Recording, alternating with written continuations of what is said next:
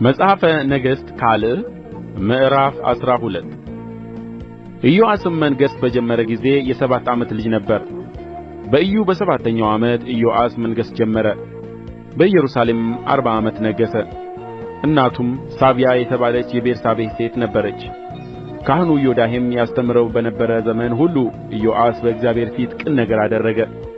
ነገር ግን በኮረብቶቹ ላይ ያሉት መስገጃዎች አልተወገዱም።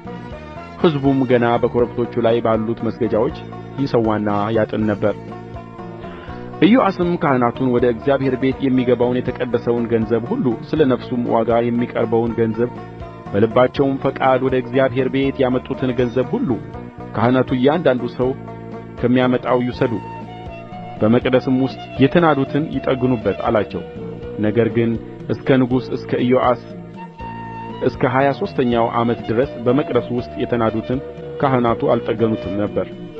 ኢዮአስም ካህኑን ዮዳሄንና ካህናቱን ጠርቶ በመቅደሱ ውስጥ የተናዱትን ስፍራዎች ስለምን አትጠግኑአቸውም? ከእንግዲህ ወዲያ ገንዘቡ ለቤተ መጠገኛ ይሰጥ እንጂ ከሚያመጡት ሰዎች አትቀበሉ አላቸው። ካህናቱም ከሕዝቡ ገንዘቡን አንወስድም፣ በቤቱም ውስጥ የተናዱትን አንጠግንም ብለው እሺ አሉ። ካህኑ ዮዳሄ ግን ሣጥን ወስዶ መክደኛውን ነደለው፣ በመሠዊያውም አጠገብ ወደ እግዚአብሔር ቤት በሚገቡበት መግቢያ በስተቀኝ አኖረው።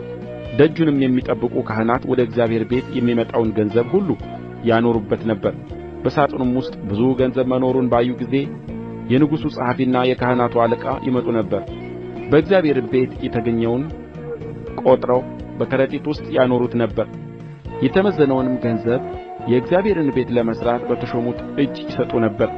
የተናደውም የእግዚአብሔርን ቤት ለመጠገን መክፈል ለሚያሻው ሁሉ ድንጋይና እንጨት ይገዙ ዘንድ የእግዚአብሔርን ቤት ለሚሠሩ አናጢዎች፣ ሠራተኞች፣ ግንበኞችና ድንጋይ ወቃሪዎች ይሰጡት ነበር። ነገር ግን ወደ እግዚአብሔር ቤት ከሚመጣው ገንዘብ ለእግዚአብሔር ቤት የሚሆን የብር ጽዋዎችና ጕጠቶች፣ ድስቶችም፣ መለከቶችም፣ የወርቅና የብር ዕቃዎችም አልተሠሩም ነበር። ነገር ግን ለሚሠሩት ይሰጡት ነበር። የእግዚአብሔርንም ቤት ጠገኑበት። ለሠራተኞችም ይከፍሉ ዘንድ ገንዘቡን የሚወስዱትን ሰዎች አይቈጣጠሩአቸውም ነበር፣ በታማኝነት ይሠሩ ነበርና። ስለ በደልና ስለ ኃጢአት መሥዋዕት የቀረበውም ገንዘብ ለካህናት ነበር እንጂ ወደ እግዚአብሔር ቤት አያገቡትም ነበር። በዚያም ወራት የሶርያ ንጉሥ አዛሄል ወጥቶ ጌትን ወጋ፣ ያዘውም። አዛሄልም ወደ ኢየሩሳሌም ለመውጣት ፊቱን አቀና። የይሁዳም ንጉሥ ኢዮአስ፣ አባቶቹ የይሁዳ ነገሥታት ኢዮሣፍጥና ኢዮራም፣ አካዝያስም የቀደሱትንም ቅዱስ ነገር እርሱም የቀደሰውን በእግዚአብሔር ቤትና በንጉሡ ቤት መዛግብት የተገኘውን ወርቅ ሁሉ ወሰደ። ወደ ሶርያም ንጉሥ ወደ አዛሄል ላከው።